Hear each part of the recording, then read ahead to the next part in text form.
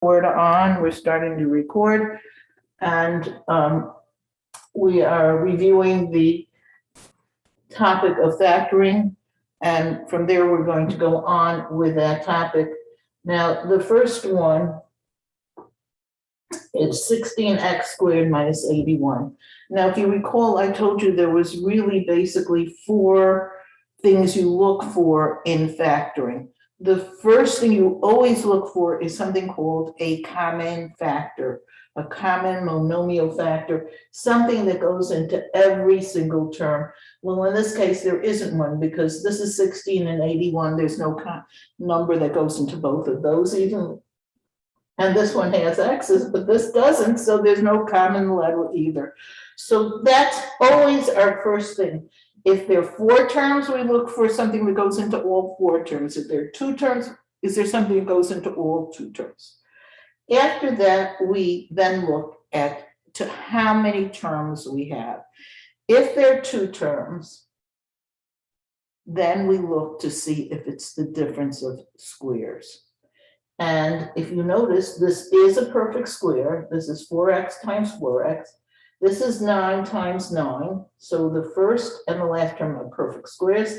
And it's the difference. If there's a minus in between them. So this can be factored into two parentheses. You take the square root of each term, 4x and 4x. You put first the 9 and the 9. You put second. And in one parentheses, you put plus, and when you put the minus, that's the pattern. You get conjugate binomials. So that's, again, if you have the difference of squares, you should see it immediately. And then you could just put it into your two binomial factors. Okay, so that takes care of example number one. Example number two, again, step one, is there a common factor? Well, this has t's, and this has t's, and this has t's, but this one doesn't have any t's, so there's no common factor at all. So what we do when we have four terms, we do what's called grouping. We take the first two terms together and look at them, and then we look at the second two terms. If I look at my first group, the t cubed minus 3t squared, there is a common factor there. This has t's in it, this has t's in it. So we take the lower exponent, which is t squared. So this becomes t squared times, okay, when we divide the t cubed by the t squared, remember you're subtracting the exponent, that gives you t. And when you divide the 3t squared minus divide by the t squares cancel out, and what you're left with is the 3. So the first group becomes t squared times t minus 3. Then you go to the second group, and again look for a common factor in that second group. Now, if you notice, there's a 4 here and a 12 here. Both 4 goes into both 4 and 12, so 4 is a common factor. And since the leading coefficient, the first term of that group, is positive, we make it a positive 4. So we include as part of the common factor the sign of what we call the leading coefficient, the first term that we're coming to in the group. So taking out the 4 into 4t gives me t. Positive 4 into negative 12 gives me negative 3. And this method works when the two binomials that you got in your parentheses are identical. In other words, t minus 3 is a common binomial factor of this term and this term. And what we do is we put that t minus 3 first, and then in the second parentheses, we put the numbers and letters that are outside the parentheses. So the first thing we see is a t squared and a plus 4. Before I say I'm finished, I look to see, is it possible to simplify either of the parentheses more? Well, t minus 3 not, because there's nothing more to do with it. But this one already has a t squared in it. But since it doesn't say t squared minus 4, it's not the difference of squareds, there's a plus and not a minus. You can't factor this any further. So this is the answer to that problem. So those are the two examples that take us back to what we had been doing on Tuesday. We were in the process of factoring trinomials, so that's where we're going to continue. I just want to make a couple of short announcements. Number one, if you looked at your CUNY Blackboard account this morning for Math 136, you should have noticed that I've added a midterm review. The midterm review was just sent out by the department. The midterm is going to be during the week of October 18th, which means it's not next week, it's the following week. I don't know whether I'm supposed to give it as an in-class exam or whether you can take it at any time. So I haven't scheduled the exact date, but I will let you know. It'll probably be towards the end of the week. In other words, about 2 weeks from today, or maybe Wednesday, Thursday, or Friday, something like that. And we're basically today going to be finishing most of the material. There will be some material that we'll have to cover on Tuesday just to finish up for the midterm. The midterm is going to be given on Blackboard. It's a multiple choice test and it's going to be given on Blackboard. It's not going to be on Delta Math. Next week, I've been told that I will have a practice midterm. I'm going to give that practice midterm as a test, so that'll be the second test of the term. It'll also be a good way for you to get used to the way the tests are given on Blackboard, because the final and the midterm are both given on Blackboard. So you have to have access to your Blackboard account, and you have to know how to take the test. If when you take the practice midterm, you do very well, that'll be your mark. Let's say you get a 95, then the 95 will be your mark for your second test.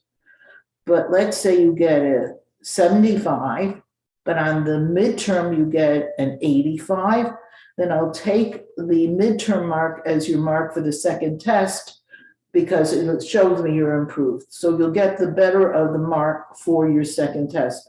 The midterm mark is going to be the midterm mark. I can't play around with that, but with the test marks I can. So that's where we're a little bit of what's going on and where we're going from here. We're going to be going on to midterms in the next couple of weeks. After the midterm, after I've scored all the midterms, I will then send each individual an email giving them their average score at this point in the term. I do this two times during the term, and of course I refigure it at the end of the term. This way you can have an idea of where what your standing is at each milestone in the term. So after the midterm, I will give you a mark, something like I may say your mark is now 82. Sometimes I give it as a number grade, sometimes I give it as a letter grade. I might say you're now at a B+ level. So you will know that at this point, that's where you are. And of course, it doesn't mean that's your final grade. It's just giving you, you're standing at the point after the midterm. So that's something you can look forward to. As of now, if you should have taken your Delta Math test. That was the first test, and you should know what the score of that test was. So you should already have that score. If you're not up to all the homeworks, if you haven't completed them, make sure you get them done, because homework does count. Okay, so let's go on to our discussion of factoring trinomials. Go through the steps again and do a few problems. I'm going to do 2 or 3 problems of factoring trinomials, and then I'll give you some to try, and while you're doing those, I will then take attendance. So let's say I give you a trinomial that looks like this.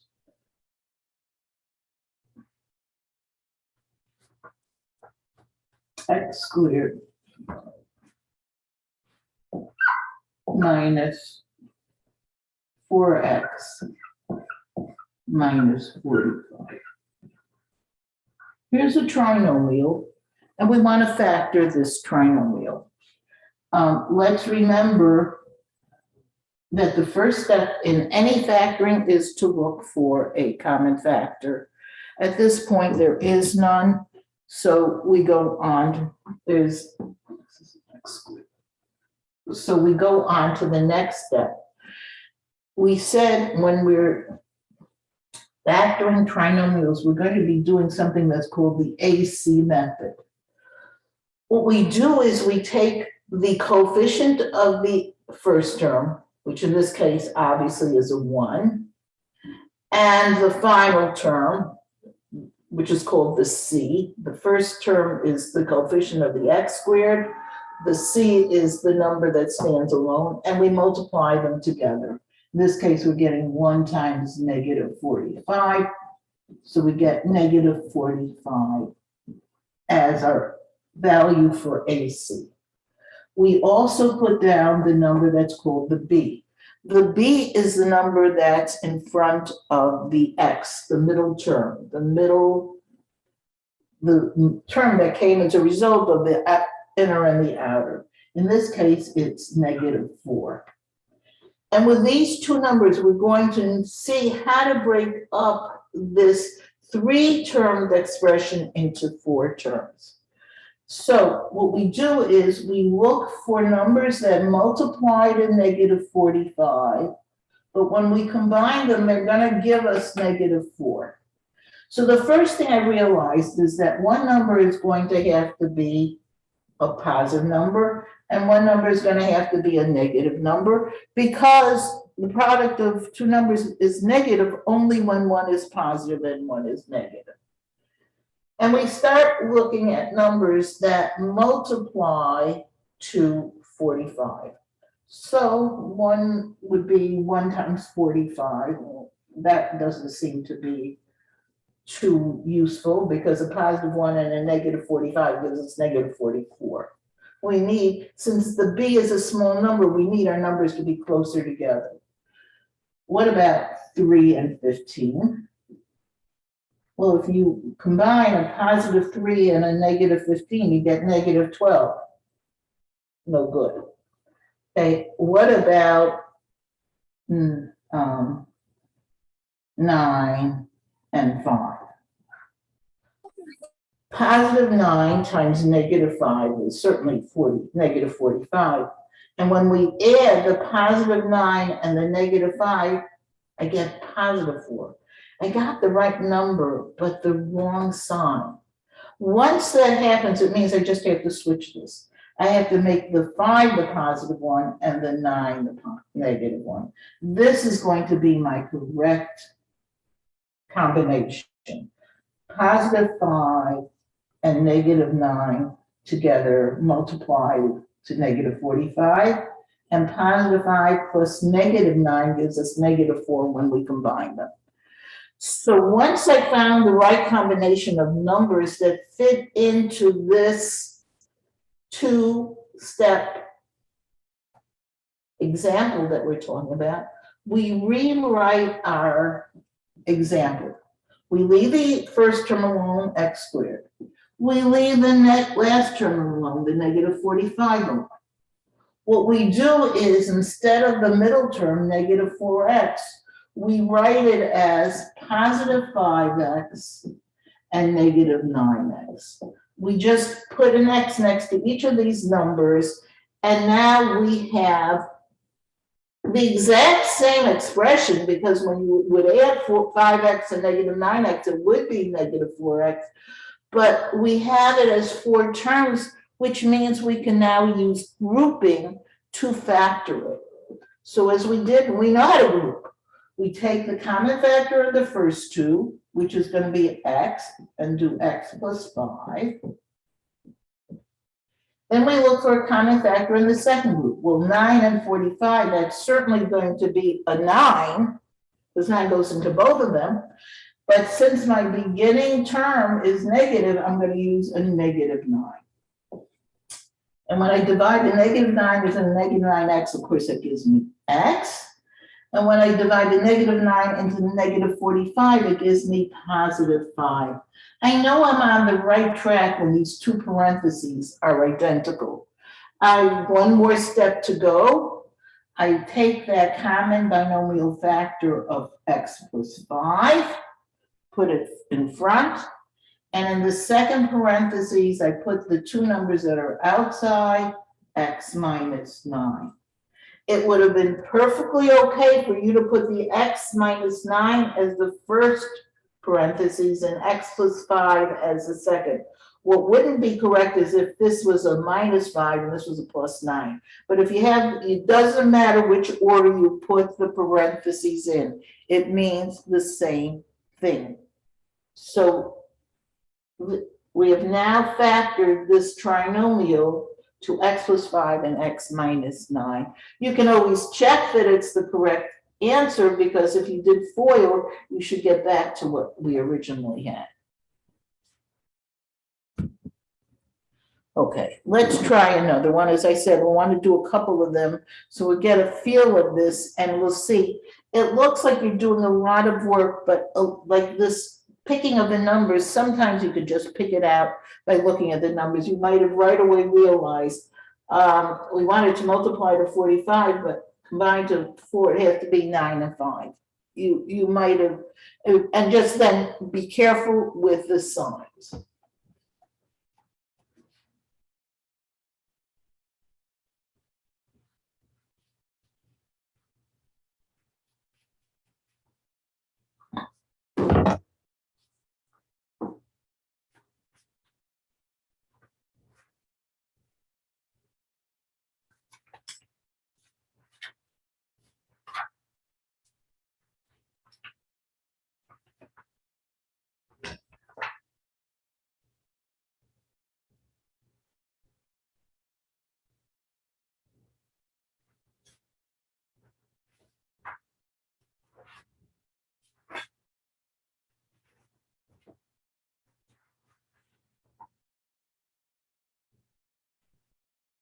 So let's say I gave you an example that looks like this.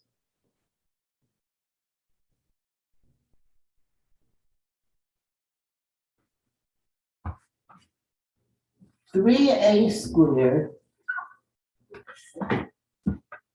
minus 21a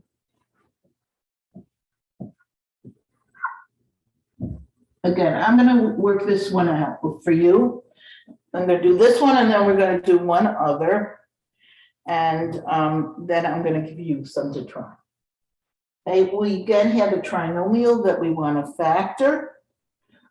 We again always look for a common factor first, no matter what kind of factoring it is. That's our first step. Common factor, CF. Think about it first. And look at this. There's a 3, a 21, and a 30. 3 goes into all of them. So 3 is a common factor. Again, since this is a positive 3 that we're starting with, my leading coefficient is positive, we're using a positive number. Here about the letters, this is an a squared and a, oh, no a, so there is no common factor using the a. Let's factor out this 3. So 3 into 3a squared will give me a squared. 3 into negative 21a will give me negative 7a. And 3 into 30 will give me 10. Okay, I now look at what's left inside my parentheses, and I see I have a trinomial. It's sometimes possible that you can even factor further. This is called complete factorization, and you're looking to factor as much as you possibly can. So let's leave this 3 out, and just let's look at the a squared minus 7a plus 10. We'll talk about that, and then we'll go back, we'll remember that we have this 3 here. Now, let's see if we can factor this trinomial. So remember, my a, first I write down what my AC is. The AC is a positive 1 times a positive 10, which is positive 10. The b is the number in front of the x. Your laptop. Oh no, it's scratch happened. Where? What did y'all do? Stop doing that. The b in this case is the number in front of the middle term, which is -7. And now we're looking for 2 numbers that when we multiply them, we'll get a positive 10. But when we combine them, we'll get -7. And right away we can say, since the product is positive, both terms have to be the same sign. They either both have to be positive or they both have to be negative. That's the only way we get a positive answer when we multiply. But since this b is a negative number, it must mean that both numbers are negative. So I'm going to have 2 negative numbers.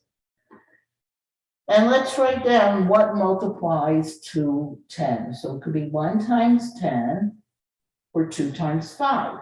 I don't think there's any other combinations. We don't want to go into fractions. And when I combine the -2 and the -5, that does give me -7. So I'm going to rewrite this thing as a squared minus 2a minus 5a plus 10.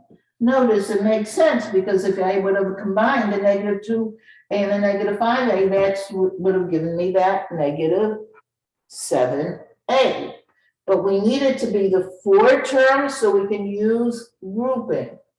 In my first group, my common factor is a. And when I divide out the a into a squared is a into -2a is -2. The a cancels out. In the second group, my common factor is obviously 5, but since it starts with a negative, it's going to be a -5. So -5 divided into -5a just gives me the a. -5 into positive 10 gives me -2. A negative into a positive is negative. So my common binomial factor is a minus 2. We put that in one parenthesis. In the second parenthesis, we put whatever's on the outside, which is a minus 5. That's the result of factoring this part. For my final answer, I have to take this original common factor of 3 and put it in front. Don't forget that. I actually in the other class forgot to do that. That is a big no-no. This is not, doesn't get dropped. It becomes the number that goes right in front of the first parentheses.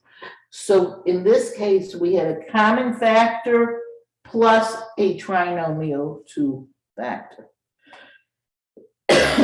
So let's try another example.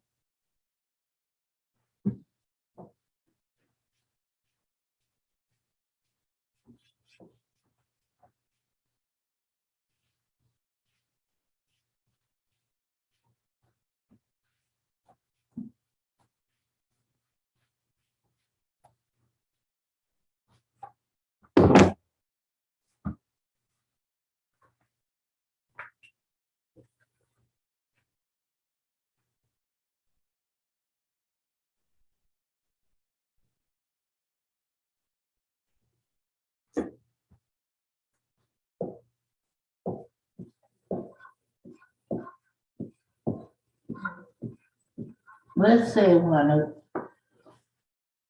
to factor this trinomial 2x squared minus 7x minus 15. And again, the first thing we're going to look for is a common factor. And there isn't anything because this is a 2 and these two numbers are not divisible by 2. There's no common factor here. And this is a little bit different than what we've done until now because my leading coefficient, the number in front of the x squared, isn't just a plain 1. It actually happens to be 2. But the method we use is exactly the method that we did before. We're again going to use the AC method. So what is our AC? Our AC is 2 times negative 15 or negative 30.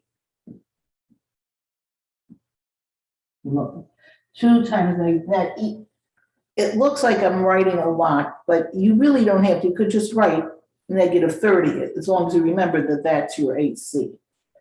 Your B is negative 7. That's what's in front of the x. Okay, so we're going to be looking for numbers that multiply to negative 30, but when we combine them, will give me negative 7. So let's see what we could possibly have. First of all, since the AC is negative, it must mean that one number is positive and one number is negative. So let's think, what multiplies to 30? Well, obviously 1 times 30. But when I add a 1 and a negative 30, it's not giving me negative 7. Then it could be 2 times 15. But a positive 2 and a negative 15 doesn't give me negative 7, it gives me negative 13. The next thing I have is 3 and 10. And notice when I take a positive 3 and a negative 10, and combine them, I do get negative 7. If I had picked the right, if I got the right number but the wrong sign, I would just switch the signs. Let's say I picked a positive 10 and a negative 3, it would have given me a positive 7. It would have meant I just have to switch the signs. If I don't get the right number at all, if I don't get anything that has anything to do with 7, I just go on to the next numbers. Okay, so now I know how to break up this negative 7x. I leave the 2x squared alone. I leave the negative 15 alone. I don't touch the first term. I don't touch this last term. What I do is I put an x next to each of these numbers. So I do plus 3x and minus 10x. So that my negative 7x I have split, but notice 3x and negative 10x is negative 7x. It's the same expression, except now it's written as 4 terms, so I can again use my grouping method. In my first group, well, this 2 and 3, there's no common number, but x squared and x means x is a common factor. X into 2x squared is 2x. X into 3x, the x's cancel out, I'm left with 3. So that takes care of my first group. My second group is the negative 10x and the negative 15. Well, what goes into both 15 and 10 is 5. And since the group starts with a negative, it's going to be a negative 5. Negative 5 into 10x is 2x. Negative 5 into negative 15 is plus 3. Notice if there is no common number, there's no factor that goes into both of them, then just use 1. You have to put a number here in front of that second parentheses. So if there's no number, there has to be a number in front of the first parentheses, there has to be something in front of the second parenthesis. If there's no common factor, then just put 1. And of course, now we are ready to finish it. In my first parentheses, we have the 2x plus 3. And in the second parentheses, we have the x and the negative 5. Again, if you would put the x minus 5 first, this would have been perfectly okay, x minus 5 and 2x plus 3. You can change the position of the parentheses, but you can't change the signs in them. Both of these are perfectly correct answers. It doesn't matter what order you put the parentheses, just as long as they're identical. Okay, I think you're ready to try one on your own.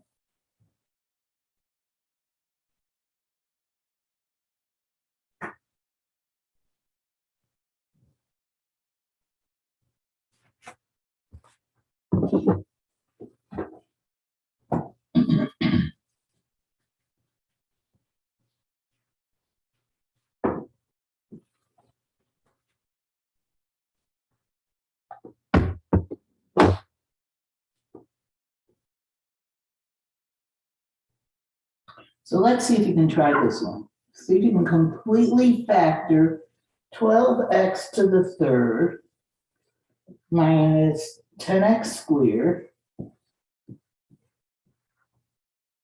minus 12. Okay. While you're doing that, I'm going to be taking attendance.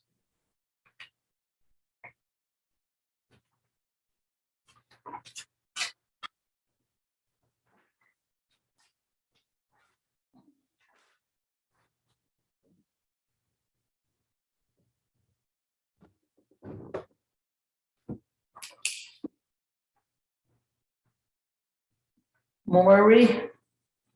Maury here? Chelsea? Chelsea?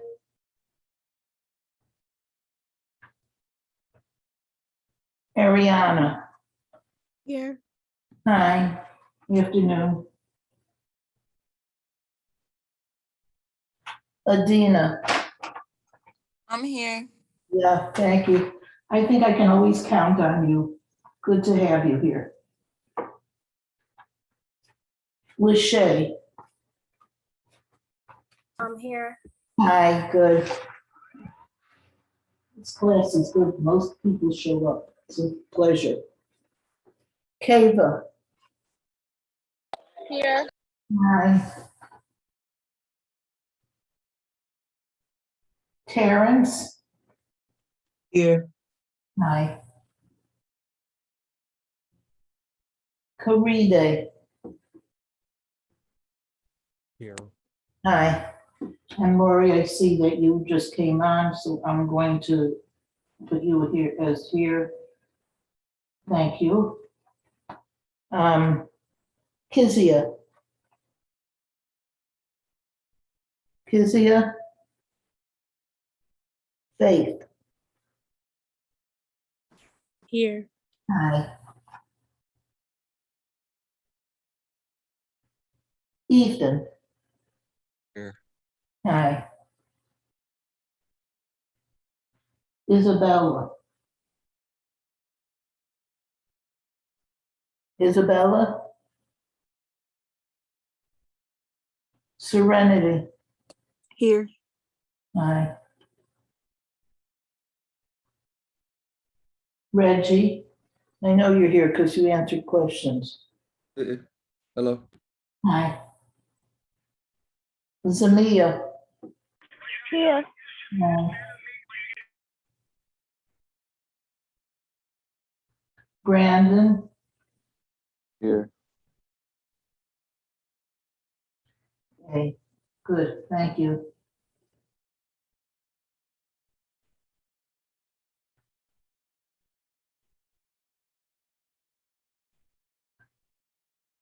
Michaela? Here.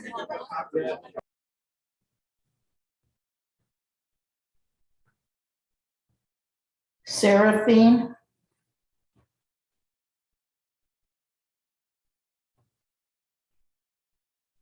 Marissa?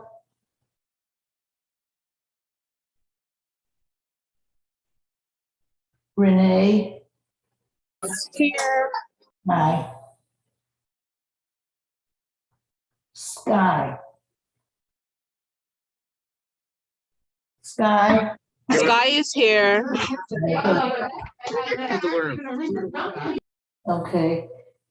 Jaden Roberts.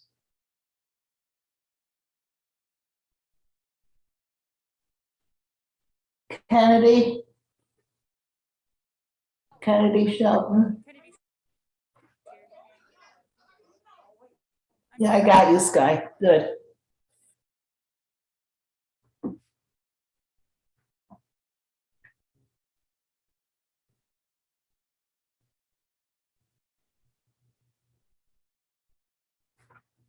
Felicia, I'm here. thank you. Natalia, Here. good.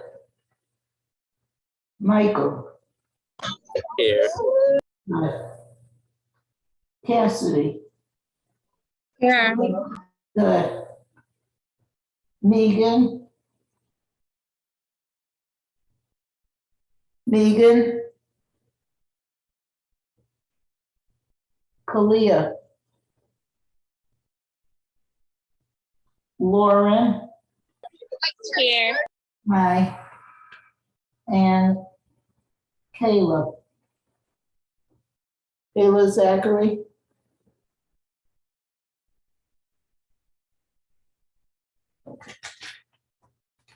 Thank you.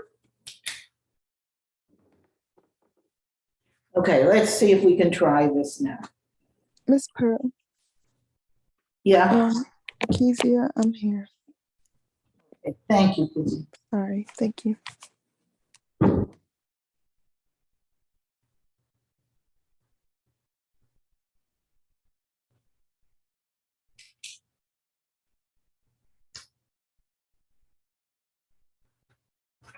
Got it. All right, so if we look at this example, the first thing we're going to look for, we want to factor, is there a common factor? So we see 12, 10, and 12. The number that goes into all of those is 2. And also, if I look at it, this is an x third, an x squared, and an x, so we have a common factor of x. We all have x's, the one with the lowest exponent is 1. My common factor is 2x. I'm now going to factor out, I'm going to divide out that common factor.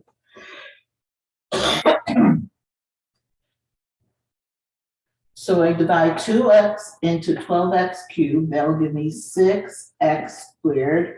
Remember, when you're dividing, you're subtracting their exponents, so this is a 3 minus a 1, that's giving you an x squared. Then we divide the 2x into the negative 10x squared, which will give me negative 5x.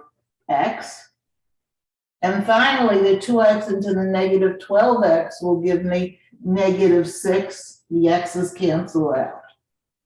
So I'm left with, inside my parentheses, a trinomial 6x squared minus 5x minus 6, and there was a common factor of 2x.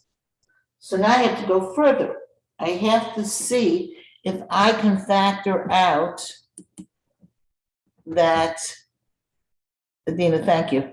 A bunch of people got the answer. If I can factor this further. So I'm just going to be looking at that. I'll put the 2x in front of it at the end, but I'm looking at this 6x squared minus 5x minus 6. And in this case, if I want to do the AC, my AC is going to turn out to be the 6 times the negative 6, which is negative 36. And my B is negative 5. And we're looking for two numbers that are going to multiply to negative 36, but when I add them, or when I combine them, it's going to give me negative 5. So first of all, since this is a negative number, I'm going to have one of my numbers positive and one of them negative in order to get a negative product. And let's see if I can think of numbers that multiply to 36. So obviously it could be 1 and 36, but when I add those, 1 and negative 36 doesn't give me negative 5. 2 and 18 are also, we need numbers that are closer together. we might try 3 and 12. A positive 3 and a negative 12 will give me a negative 9. That's not good enough. What about 4 and 9? And this is a positive 4 and a negative 9 together do give me negative 5. So here's my correct combination. Positive 4, negative 9. So I'm going to rewrite this expression, this trinomial, as 6x squared plus 4x minus 9x minus 6. Notice I just made it into 4 terms. They add up to what we originally had. The 4x and the negative 5x is the negative. The 4x and the negative 9x do give me the negative 5x. But now I can use grouping. In my first group, between 6 and 4, there's a common factor of 2, and x squared and x, so we can put in x there.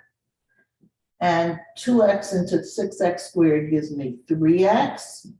And 2x into positive 4x, well, the 2 into the 4 gives me 2, and the x cancels out. That's my first group.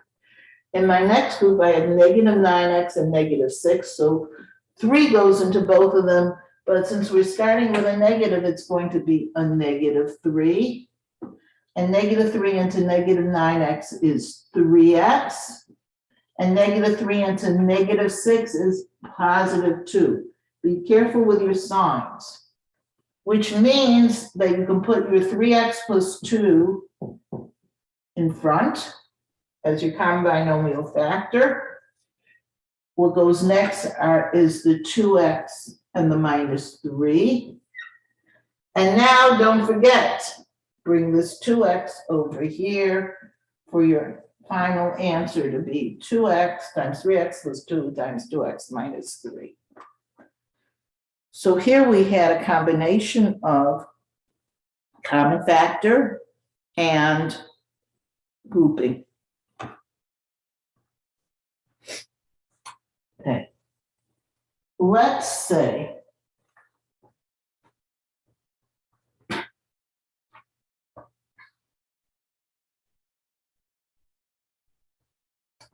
I had something that looks like this.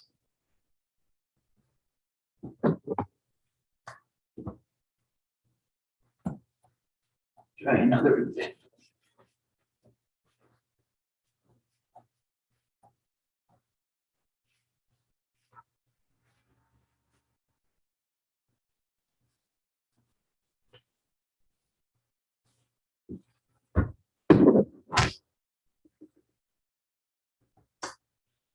Suppose I had 9x squared plus 18xy plus 8y squared. Let's say I wanted to factor that.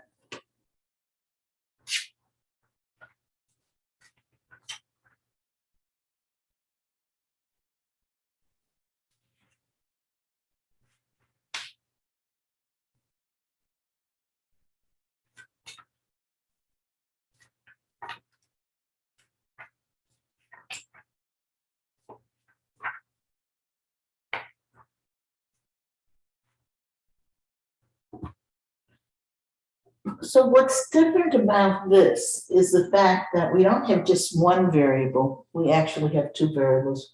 We have not just an x, we have just an x and a y. And somehow that makes the whole problem look so much more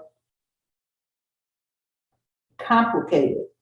So what I suggest you do is to rewrite the example, leaving out the second variable. In this case, our second variable is the y. We're going to rewrite this as 9x squared plus 18x plus 8. And see if you could factor that. Leave out the second variable, just factor that.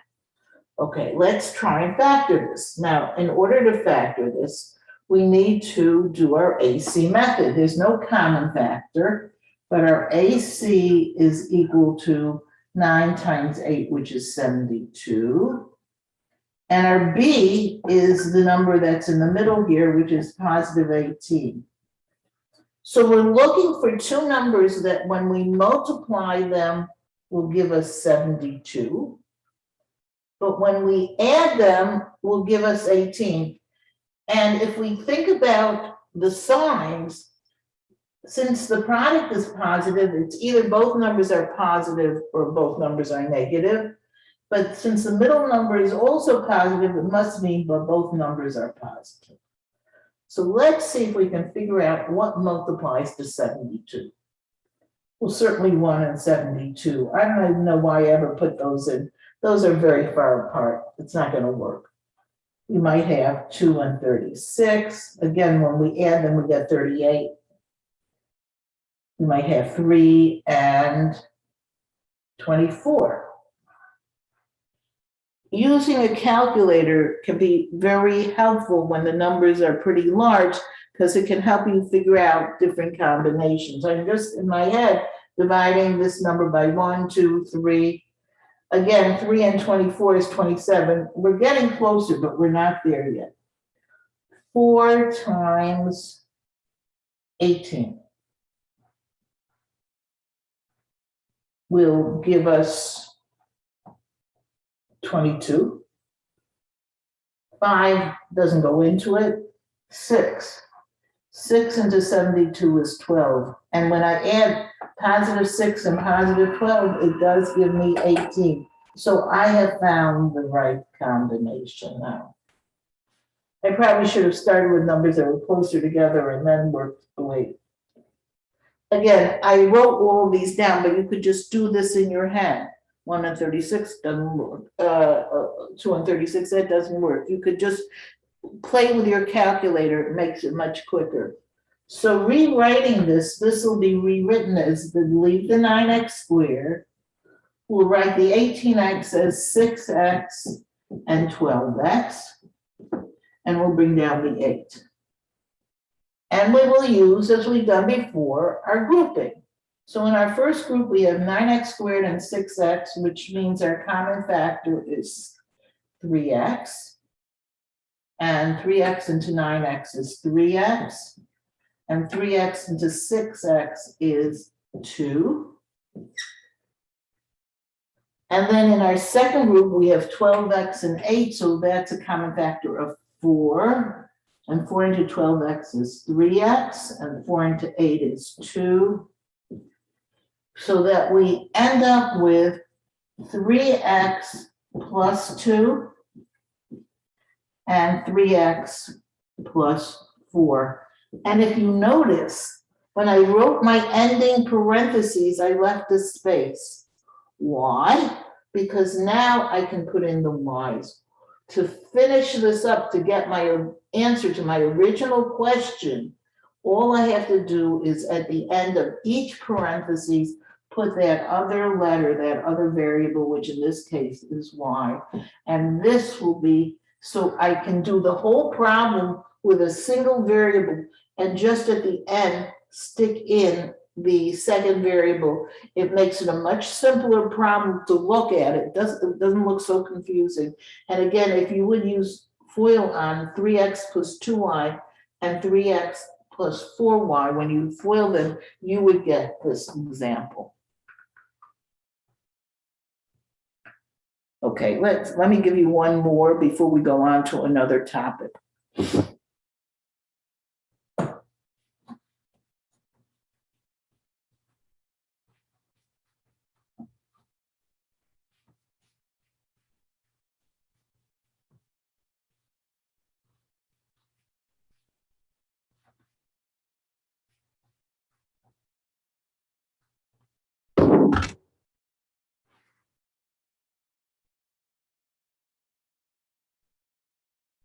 Let's say I gave you this example.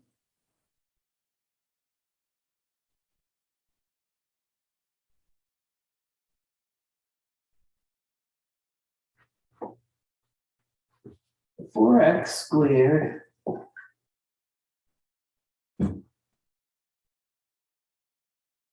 minus 12y minus 12x plus 9. Let's say I asked you to factor this. I'm going to give you a couple minutes to try it.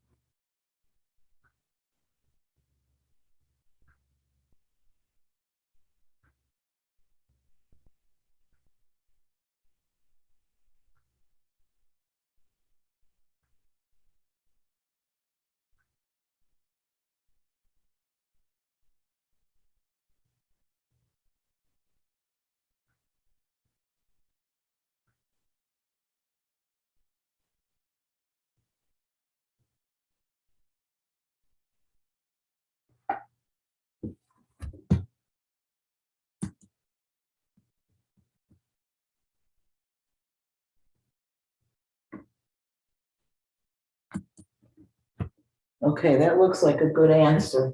Let's do this together. Again, we look for a common factor and there isn't anything. So we use our AC method because this is a trinomial, and our AC becomes positive 4 times positive 9, which is positive 36. And our B is the negative 12.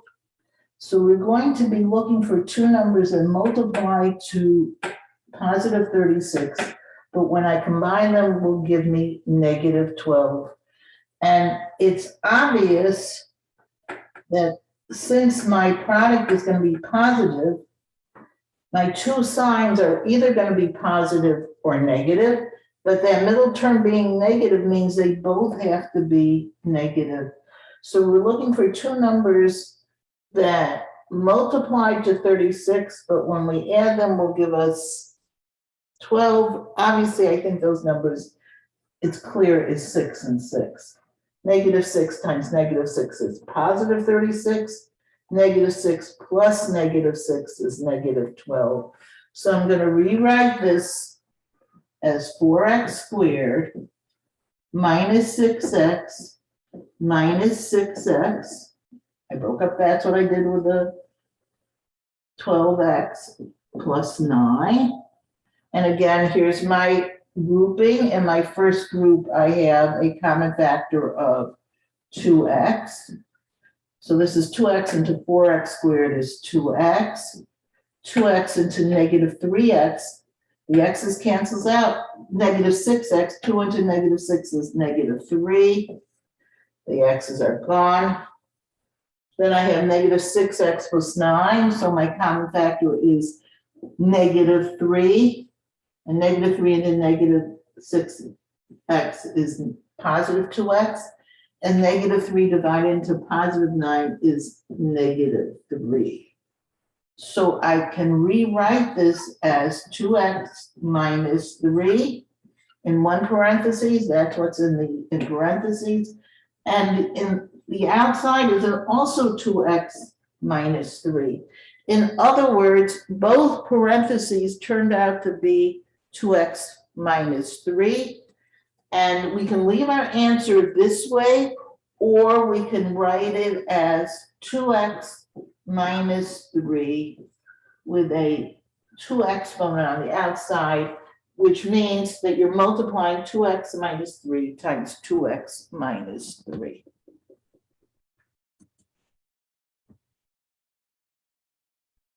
Okay, perfect. I see both of you got that answer. Okay, so why did we spend so much time learning how to factor? Obviously, there must be a reason that we use factoring more than just to play around with the numbers. There are certain operations, certain procedures that we need to use factoring for in order to be able to do them. And what we're going to talk about today is something called solving quadratic equations. We started off the term solving what we called linear equations. A linear equation, another name for it would be a first degree equation. The degree of an equation is the highest exponent you see. When you're dealing with a linear equation, you're dealing with an equation where there are no exponents. The only thing you have is really an exponent of 1, which you don't even write it out. It's just understood to be there. And we know when we're trying to solve linear equations, we get all the x's to one side and all the numbers to the other side, and then we solve our equation. That's a linear equation. A quadratic equation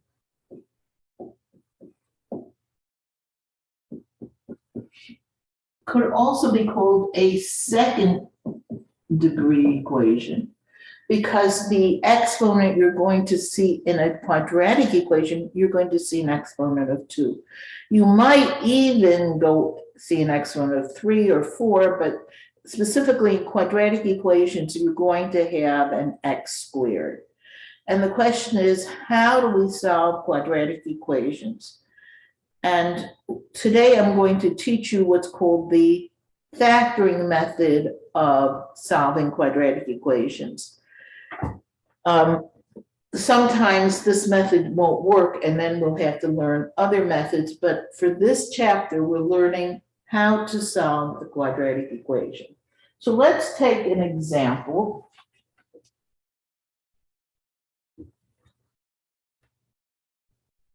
And let's say I have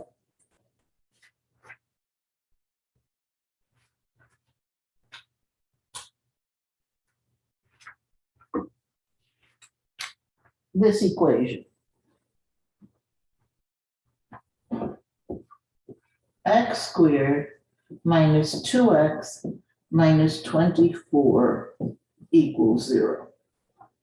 Now, it looks like what we have is a trinomial, but it's more than just, it's not a factoring question, because what it's going to be saying is solve the equation. And on top of that, you're going to have an equal sign in that equation. You will know that this type of equation is a quadratic equation because you'll see exponents. Now, I'm going to describe how to solve this quadratic equation. And then as I describe it, I'm going to give you the reasoning why we actually do it, what we do. First of all, when you have a quadratic equation, you have to have everything on one side of the equation equaling 0. If it isn't set up like that, you're going to have to put it in that setup. Okay, we're lucky, it's already in that setup.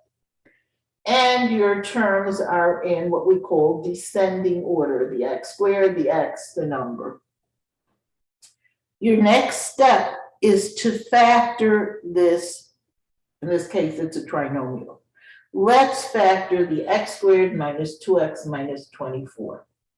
So in order to do that, we've got to use the AC method because it's a trinomial. So AC is going to be 1 times negative 24, which is negative 24. And the B is negative 2. So when you're looking for two numbers that are going to multiply to negative 24, which means one's going to be positive and one's going to be negative. And when we combine them, we're going to get them to be negative 2. Well, obviously, I think if you think about them, the numbers that multiply to 24, the ones you want them pretty close together because the B is small, probably 6 and 4 are the best choices, because if you did a positive 6 and a negative 4, when you combine them, you get positive 2. Obviously, it's the right number, wrong sign. So let's take the 4 to be the negative and the 6 to be the positive. I'm sorry, the 4 to be the positive and the 6 to be the negative. This is the positive column, this is the negative. If I multiply positive 4 times negative 6, I'll get negative 24. And if I can add them, positive 4 and negative 6 give me negative 2. So rewriting this, this becomes x squared plus 4x minus 6x minus 24. I'm just writing this side of it. And my first group, I take out the x and I get x plus 4. And in the second group, my common factor is negative 6. So this negative 6 into negative 6x is x, and negative 6 into negative 24 is plus 4. So that we end up with x plus 4 and x minus 6. And that's equal to 0. In other words, until this step, everything has been the same as just a regular factoring problem. We bring everything, if not everything is on one side of the equation, we bring it to one side, and then we just go ahead and factor it. In a factoring problem, you stop right here, because all you want to do is separate it into parentheses. But in an equation, you want to go further. You want to figure out what is the value of x. And if you look at what this statement says, it's telling you you have two numbers. One number we're calling x plus 4, and one number we're calling x minus 6. These two numbers, when you're multiplying them together, gives you a 0 as a final answer. Now, 0 is a very special number. It's impossible to get 0 as an answer when you multiply, unless one of the numbers you're multiplying by is 0. So when I say that x plus 4 is being multiplied by x minus 6, and the answer I'm getting, it says it's equal to 0, it must mean that x plus 4 equals 0 is one possibility, or x minus 6 equals 0. So what we do after we factor, we take each of the factors, each of the parentheses, and separately equal them to 0. And each of these gives us a very simple equation. Here I'm going to do minus 4 from both sides. That will give me x equals negative 4. And here I'm going to add 6 to both sides. That will give me x equals 6. In general, when you're solving a quadratic equation, an equation that has an exponent of 2, you'll get 2 answers. Our answer in this case is negative 4 and positive 6. Both of these numbers would work. If you put in negative 4 here, you'll get 16 plus 8, which is 24, minus 24, which is 0. And when you put in 6 squared is 36, minus 12, 36 minus 12 is 24, 24 minus 24 is 0. Both answers work. So that's how we solve a quadratic equation.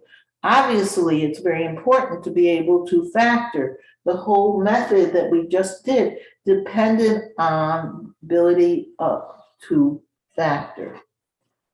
What if I gave you, let's try one more example, and then we'll continue from here on Tuesday.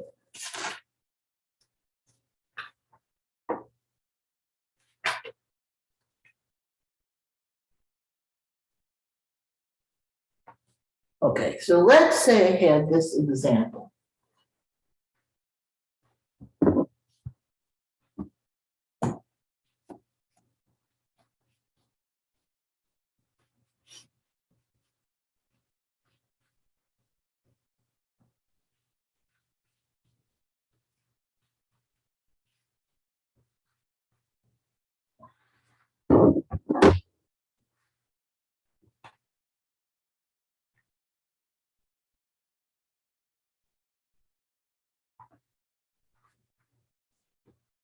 Three x squared plus x equals 10.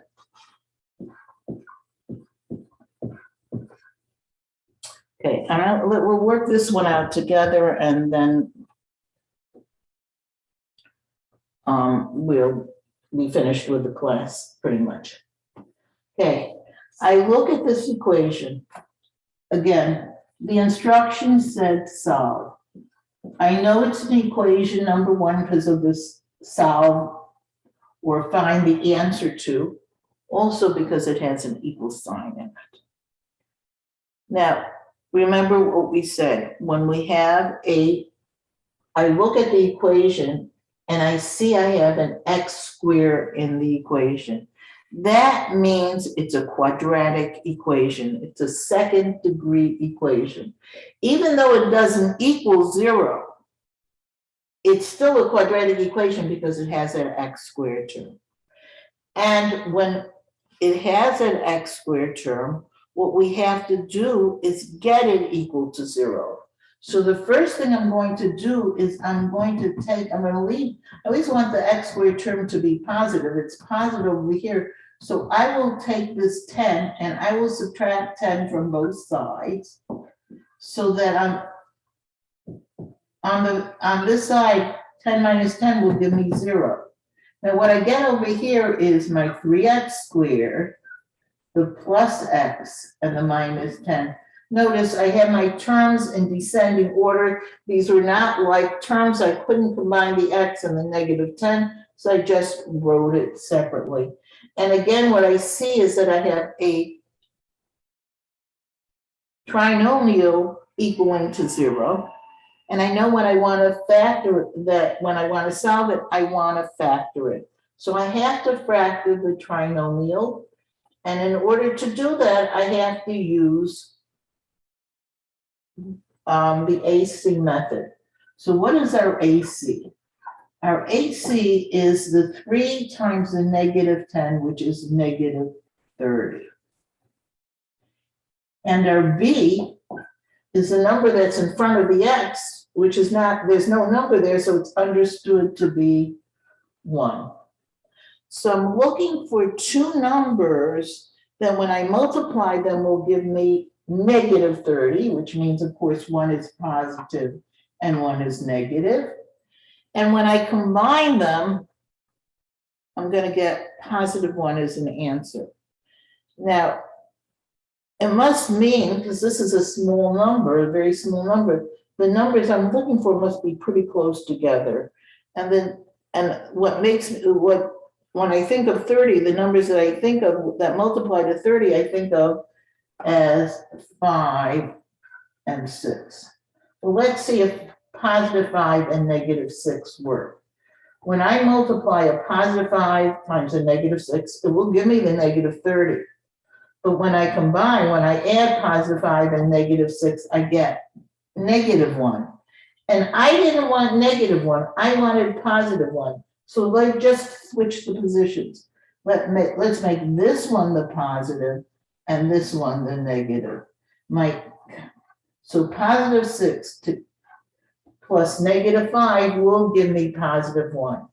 So rewriting this 3x squared plus 6x minus 5x minus 10. I'm just rewriting the trinomial so I can use grouping. In my first group, I get a common factor of 3x. So this becomes 3x into 3x squared is x. 3x into 6x is 2. In my second group, I have a common factor, well, obviously 5, but since it starts with a negative, it's -5. And -5 into -5x is x. -5 into -10 is +2. So this becomes x plus 2 in one parentheses. And the other thing that's in the parentheses is the numbers that are on the outside, the 3x and the -5.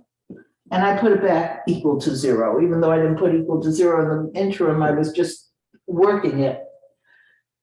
So now I have factored my trinomial. To finish this up, I don't stop here. I finish it up by taking each parenthesis separately, the x plus 2, and set it equal to 0, and the 3x minus 5, and set that equal to 0. Okay, over here, this will give me x equals -2. And over here, this will give me 3x equals 5. Notice over here, I just had to bring the 2 to the other side, and I had my answer. But over here, since there was a coefficient in front of the x, it's not enough just to bring the 5 to the other side. I now have to divide everything by 3. So my two answers turn out to be -2 and 5/3. And now we've learned one method of solving what's called a quadratic equation. Does anybody have any questions about this? Okay, let me just reiterate that we almost completely, there's just one short topic left to cover that will be covered on the midterm.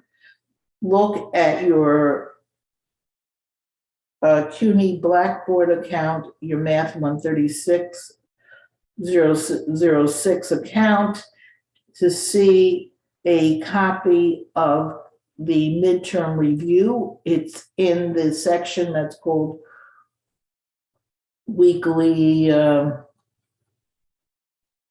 classes, I think. And it's the midterm is going to be during the week of the 18th of October. There will be a test before that midterm, which will be a test on Blackboard, which will be a preview for the midterm. Have a nice weekend. I hope everybody does well. Don't forget to look at Delta Math.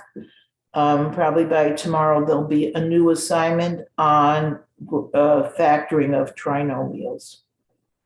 Have a good weekend, everybody. Bye, Professor. Have a good one. Thanks.